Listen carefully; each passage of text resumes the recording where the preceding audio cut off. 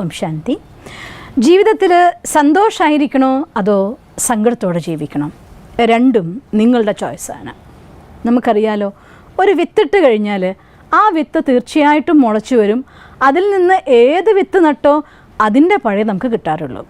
കാഞ്ഞിരപ്പഴത്തിൻ്റെ കുരുവാണ് നട്ടിരിക്കുന്നതെങ്കിൽ അതിൽ നിന്ന് ഒരിക്കലും ആപ്പിൾ നമുക്ക് കിട്ടാറില്ല.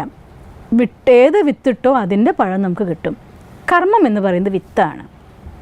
ശ്രേഷ്ഠമായ കർമ്മം ശ്രേഷ്ഠമായ ഭാഗ്യത്തിനും മോശമായ കർമ്മം ദുഃഖത്തിനും കാരണമായിട്ട് മാറും.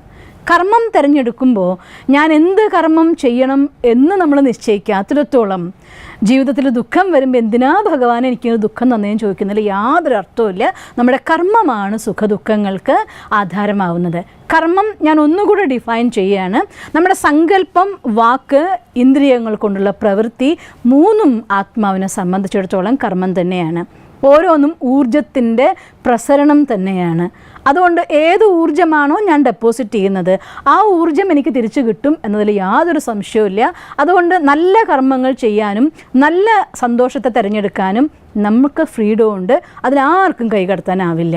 അത് പറയുമ്പോൾ എന്നോട് ചിലർ പറയാറുണ്ട്, വളരെ മോശമായിട്ടുള്ള കർമ്മം ചെയ്യുന്ന ആളുകൾ നന്നായി സന്തോഷമായിട്ട് ജീവിക്കുന്നതും നല്ല നല്ല കർമ്മം ചെയ്യുന്ന ആളുകൾക്ക് എന്ത് തൊടുമ്പോഴും വിഷമം ഉണ്ടാവുന്ന അവസ്ഥ അതും കാണുന്നുണ്ടല്ലോ. ഇപ്പം എന്താ നല്ലത് ചെയ്തിട്ട് അവർക്ക് മോശം വരുന്നത്? ഇത് പറയാൻ കാരണം പറയുമ്പോൾ ഞാൻ ഓർത്തു പോവുകയാണ്, പലതരം വിത്തുകളുണ്ട്.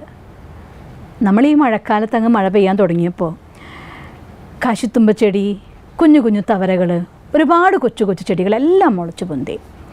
വളരെ വേഗം അതൊക്കെ വളരുകയും ചെയ്തു. ഏതാനും ആഴ്ചകൾ കൊണ്ട് അത് പൂവിട്ടു, കായിട്ടു. ഒരു മാസം 1.5 മാസം കഴിഞ്ഞ് നോക്കി ആ ചെടിയേ ഉണ്ടാവില്ല, എല്ലാം പോയി കഴിഞ്ഞു.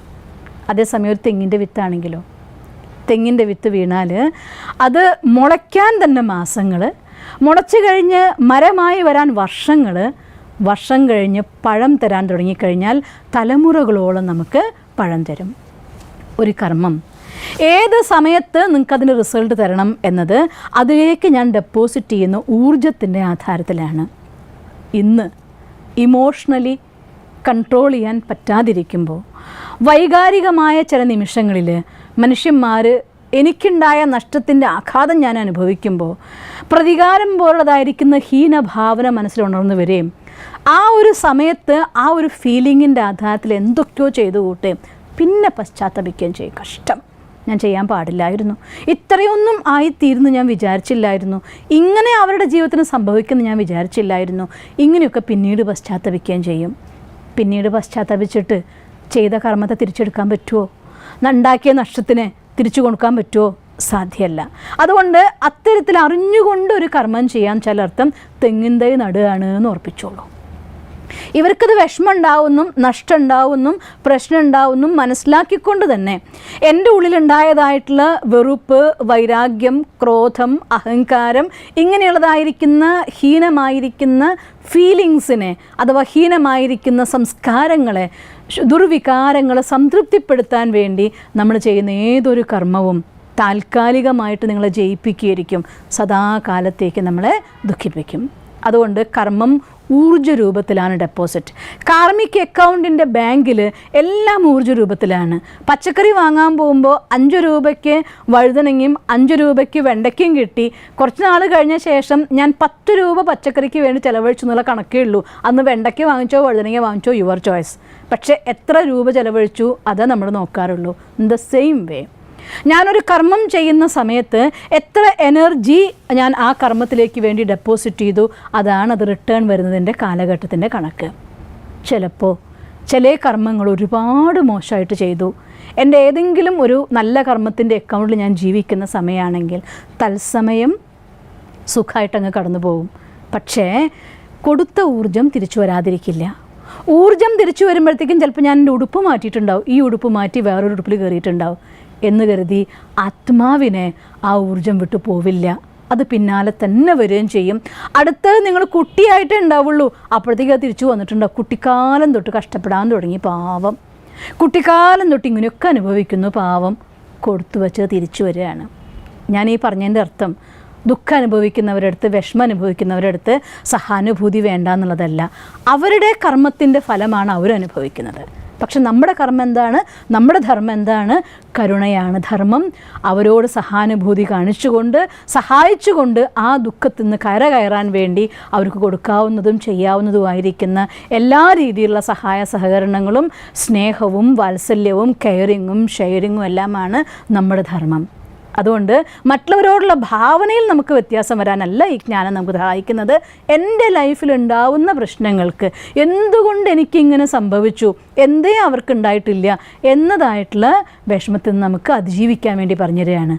പിന്നെ അങ്ങനെയൊക്കെ സംഭവിച്ചു പോയി, ഇനി എനിക്ക് അതിജീവിക്കാൻ പറ്റില്ലേ? തീർച്ചയായിട്ടും പറ്റും.